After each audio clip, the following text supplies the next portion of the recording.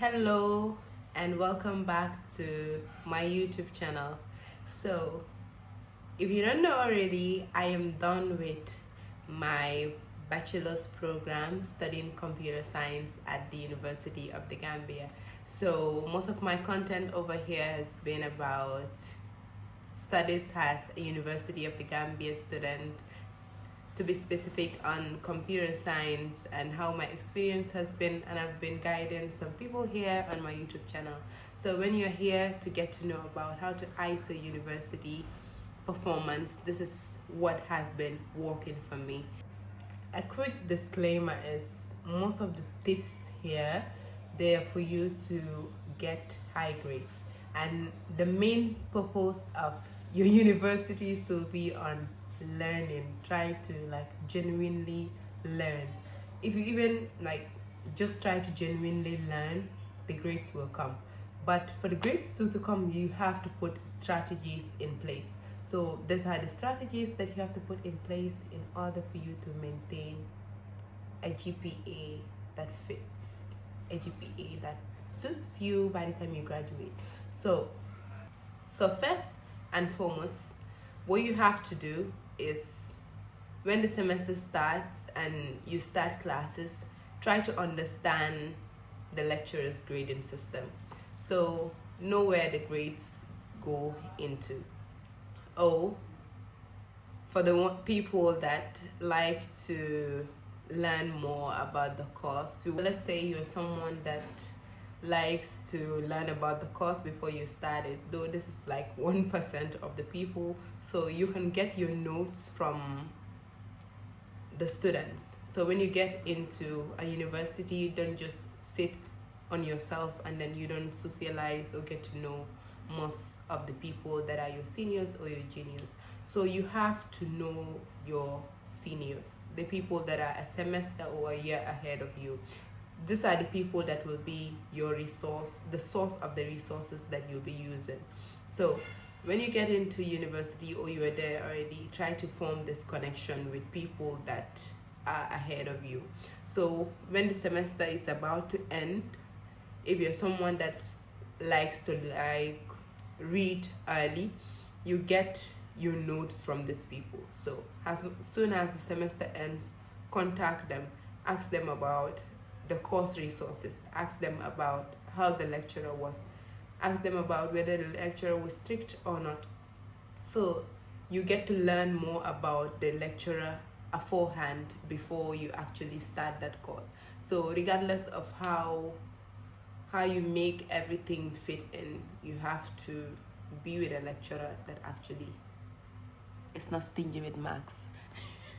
Because some lecturers are just stingy with marks. So get to know your lecturer, get to know your seniors, to get resource and information from. So this is the case for people that like to get an information earlier before they actually start the course. So you know your seniors, you get the resources from them. You can even get past papers from them to get to see how this lecturer actually sets questions and actually ask them about their experience in the course.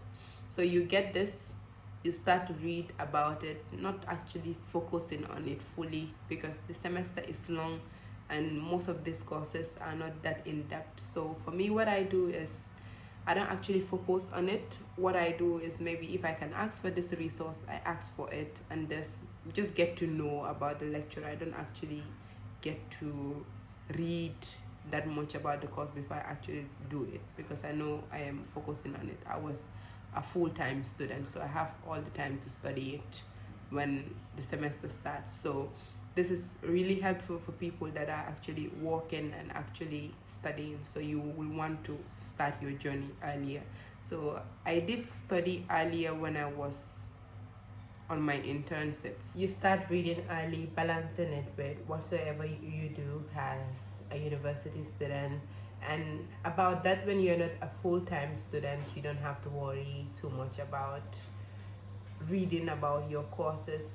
Then you have to focus on other things like building projects in order to develop your skills, rather than just reading the theory or knowing how to past exams.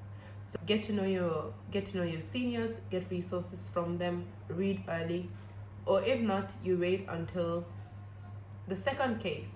If you wait until lectures have started, then the first class that you have with your lecturer, try to access much information about the grading system, how the class is going to be conducted, how assignments are going to be made. Like, the grade is out of 100%. So try to know where every percentage is coming from. Understand the lecturer, understand the grading system, and understand how that specific lecturer is going to get the grades from. So if the lectures have started, most of the times in my university we don't go like the first week, we try to like miss it also, but you try to go there that very first week or the second week, and in the introductory class, ask the lecturer as much questions as possible.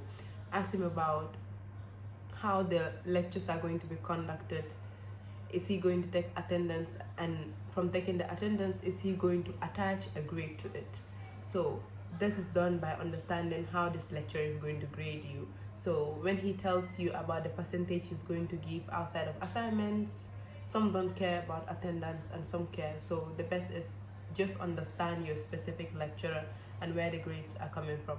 So UTG for my school, I guess, is for every other school, 50% of the grades you get it before the exams.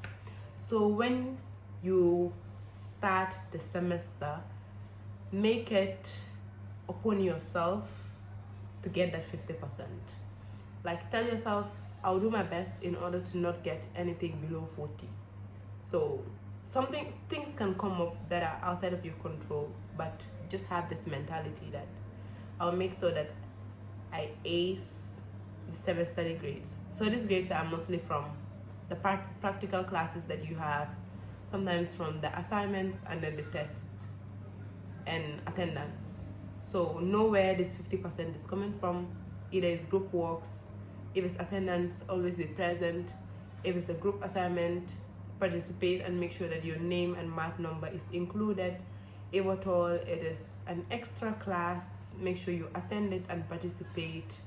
If at all it's like an additional project or anything, just make sure that you do it and you do your best in it. If it's out, some lecturers take it fully from a test, either 2 tests and an assignment. If it's tests, make sure that reading for a test is way easier than reading for an exam.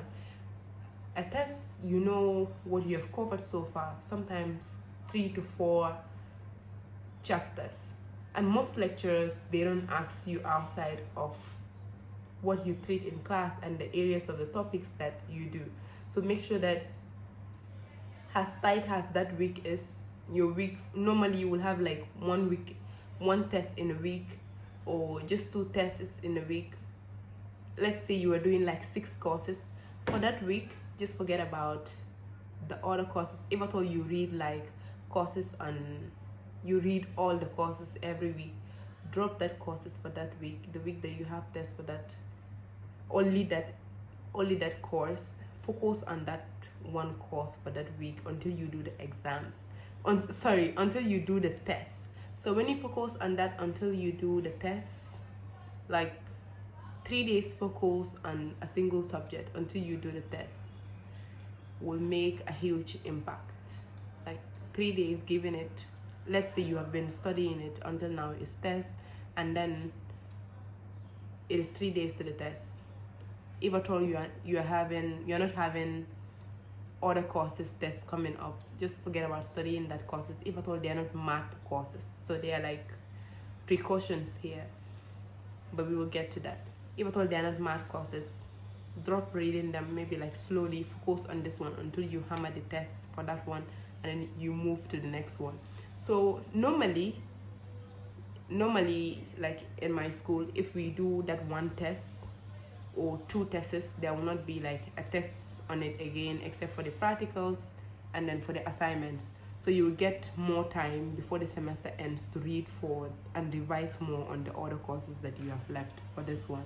So what I normally do is like when I, let's say for data communications, if I have data communications exams, tests, why am I focusing on exams? Tests this week, regardless of all other courses, if their tests are in 1 or 2 weeks time, I just blow or reduce on that ones, except when I'm doing like a math course that I'll make sure that I practice every single day. I make sure that I read just that course for that few days before we get to the test. And that doesn't mean that I've not been reading it before. So if a test arises for a course, the entire point is give a priority to that course until the test is done, and then you move to another one. So when you give that priority, you read more about that course, and then you do more in the test, and then the output will be better. And then if you do entirely well in the tests, you make sure that you do each and every assignment that is given to you. Do not snooze on the assignments that are given to you.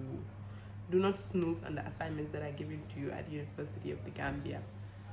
Do all assignments. This is one advice that was given to me that I actually thank God for. Going into university, my uncle's friend was there. It was like, make sure you do not, how will I say this word? Do not look down on any assignment saying, okay, this one, they're asking us for something simple.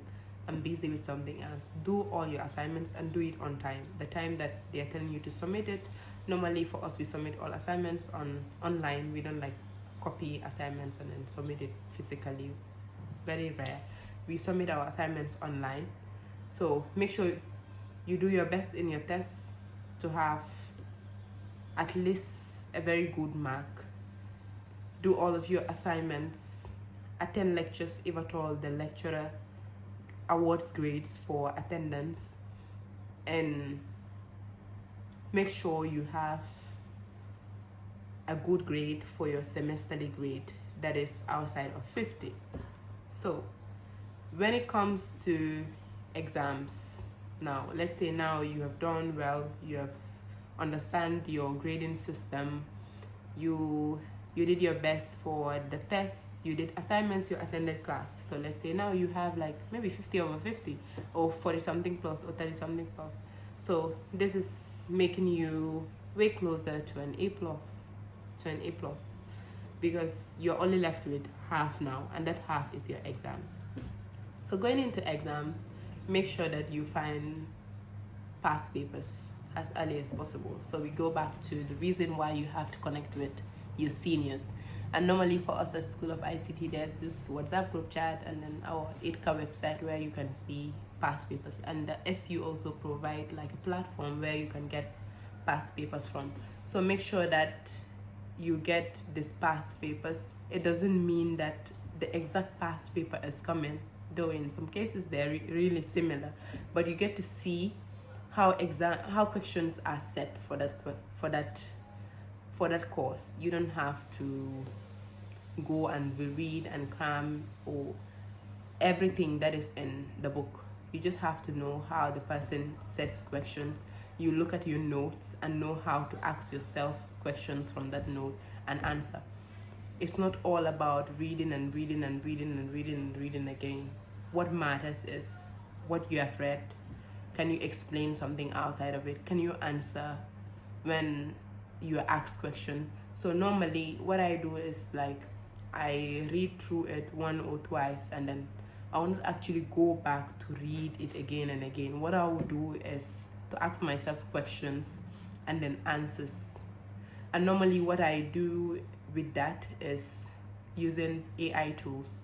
So I guess that has to be a video on its own on how I use AI to actually study, how it speeds up my studies and all of that. So you have to AI tools like Notebook LM, DeepSeek, Chat, GPT, and Gemini. So I have all of them for specific needs. So let me not get into too much into the AI aspect, maybe that on the next video. So let's say you get your past papers, you use AI to summarize it for you, And don't get this twisted. You have to fully understand what was explained. The AI part is for the end revision, questions and answers to help you remember quickly, not actually all that you have to know. So let's say exams is here. Immediately exam timetable is out. Put down your exam timetable and see. Normally what we do at UTG is 6 courses each semester, except now for your final semester that you'll be able to do like 4 or 3, but my curriculum was 6 throughout. So for that 6, you make sure that you organize your timetable. So shout out to Ibrahim Mbaye for creating my exam mate. So my exam mate, so when you go on Google, and then I guess when you're at University of The Gambia, just ask your colleagues or come to School of ICT and ask about Ibrahim Mbaye here. He developed like an application for you to make and generate your exam timetables easily. So let's say you do it manually or you use his software tool to generate your exam timetable. That will give you a guide on how to actually study for your exams when it is already exams times.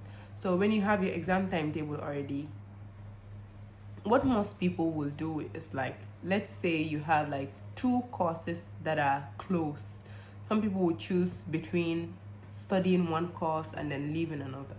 Before you do that, make sure that just have a plan before the exams. You have 6 courses. Some are far from each other, some are tight, some are even the same day, some are even the same time. So you see, and then how to plan your exams is that, remember the course that you do already, you're no more studying for that. So as you're approaching your exams, the ones that you should be studying more are the ones that you're having earlier. But remember, you should not also leave the ones that you're having later and then they are at a closer time. So what you will do is that you will try to balance how you study one course and another depending on the time that they are in. If you have courses a day after another or on the same day, you make sure that you are giving them the same priority, the same time, depending on how intense the course is. The more intense the course is, the more priority you give to it. So some students make this mistake of, because the course is difficult, they give all of their priority to that one course.